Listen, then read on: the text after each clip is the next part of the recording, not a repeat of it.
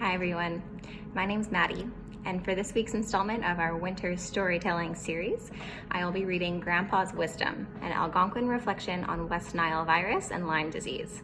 It's written and illustrated by Dumont and published by Turtle Moons Press. I hope you enjoy.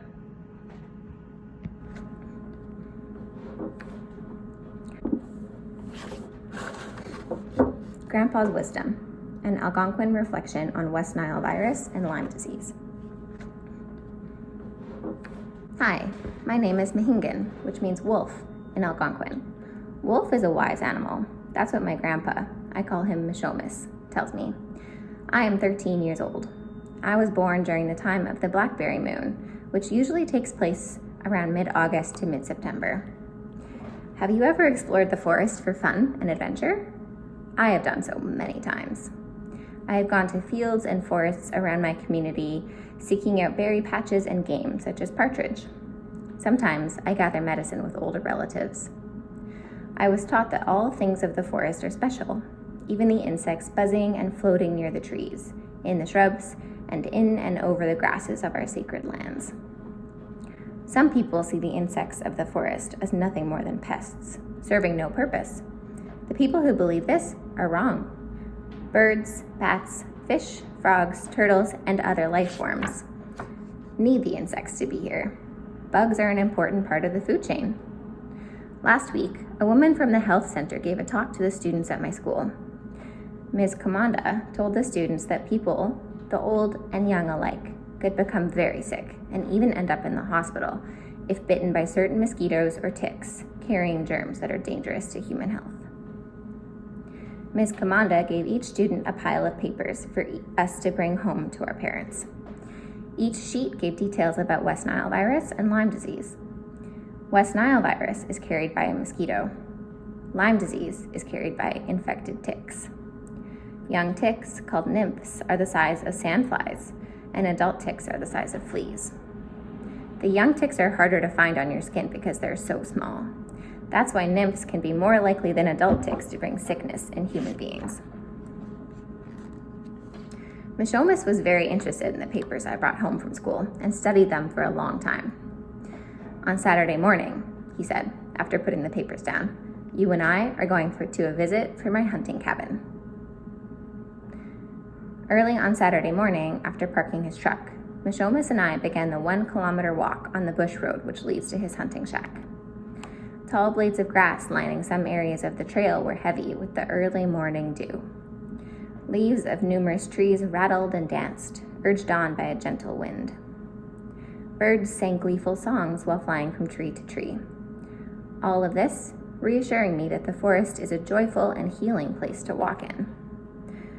Mishomis had instructed me before leaving the house to wear high rubber boots on my feet, but to keep my track shoes close by in my backpack. You can change your footwear when we get to the cabin, he declared, in his raspy voice. Shortly after we entered the forest, we came under the attack of hundreds of mosquitoes, but none of them landed on us. We had taken precautions.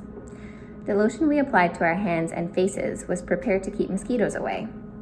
Bug spray, or mosquito repellent, such as those containing DEET or icaridin, when applied to exposed skin and clothing, will also repel ticks that want to crawl up your leg. In our backpacks we had, just in case it was necessary, a mosquito netting hood to put over our heads. Because of the care we had taken, the walk on the forest trail was fun and interesting, just as it always was. After arriving at Mishomis' cabin, we sat on the porch and talked. Mishomis took a tobacco tie, a small amount of tobacco wrapped in cloth, from his shirt pocket and gently rolled it back and forth between his fingers, something he only did when he was about to make a statement of profound interest to his family or friends. After a moment, he spoke. To the Anishinaabe, all things of Creator's making are there for a reason. The trees of the forest, the birds soaring in the sky, the beast grazing in the field. Long ago, our ancestors sang songs in honor of all these things each and every day. The insects too were honored. The bees, the butterflies, the moths and crickets. The people knew that the insects served a great purpose, even the mosquitoes and ticks. In the past, when I was your age, my grandson, no one might have guessed back then that a day would arrive in the future when a tick or mosquito found on our ancestral lands would bring great sickness and perhaps even death to a strong person. Algonquin Anishinaabe territory is vast and contains many areas within its borders where infected ticks and mosquitoes can now be found. Such places include open fields, pastures, and forests. We must ask our band council to caution our community members that West Nile virus is more likely to be found around or near the houses of our community rather than in the forests surrounding the reserve. The same is true for the towns and small villages scattered within the boundaries of our traditional territory. I worry for you and for the children you may have someday. I am concerned for their children and all people of the world's future generations.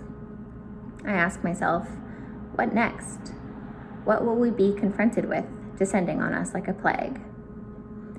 Today, before coming to the hunting shack, I made sure you were wearing high boots, proper pants, and a long-sleeved shirt for our walk in the forest. We applied lotion to keep the mosquitoes and ticks away. We have family members who are between the ages of 2 and 4 years old. How can we ensure their safety when they're playing outside?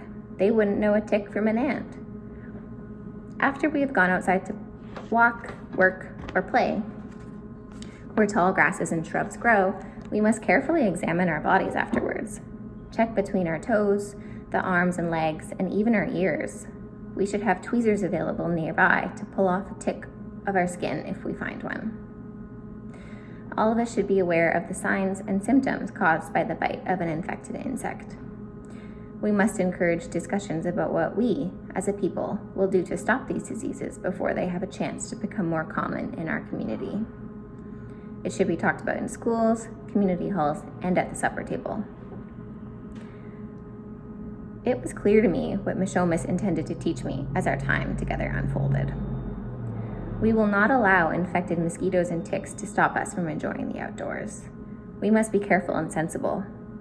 If there is anything in our yard holding water, such as a discarded bucket or an old tire, we must empty it so mosquitoes cannot use it as a place to lay their eggs.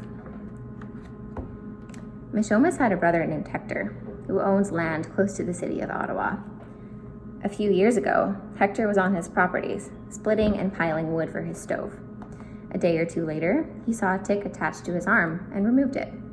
A few days after that, he began to feel sick and noticed a dime-sized circle on his arm. He went to the doctor, who suspected Lyme disease, and put him on antibiotics right away. Ticks will climb up a tall blade of grass and wait there for someone to pass by, a deer, a raccoon, a rabbit, or a human being. Whatever comes close enough, the tick will latch onto its fur or skin and climb to a place on the body of its host to feed. Folds in the skin and damp areas of the human body are perfect places for ticks to bite and feed on your blood. Bug season begins in the month of May, the flower moon, and ends in October, the moon of the falling leaves. Between May and October, we must be on our guard for the presence of infected insects. Ticks carrying Lyme disease have been moving northward on animals and migratory birds from where the disease originated in the United States. They are now in the Ottawa Valley. It's only a matter of time before they'll appear in our community of Kitagon-ZB. Being sensible is the best way to stop the West Nile virus and Lyme disease from bringing sickness into your home. Before going into the forest or outside to work or play, make a plan. Wear long sleeves and pants. Apply a Health Canada approved insect repellent to exposed skin and clothing to ward off the hungry little pests.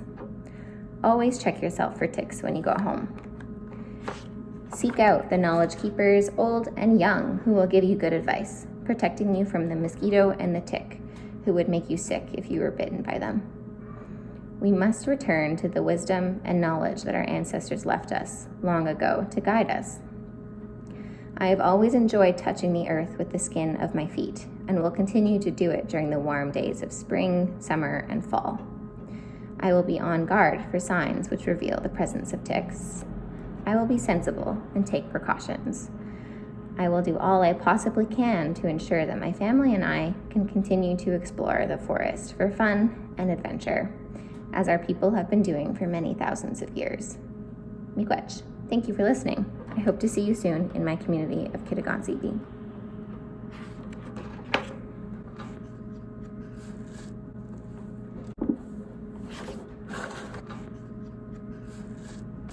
Thanks for listening, everyone. Remember to tune in next week for the next installment of our winter storytelling series.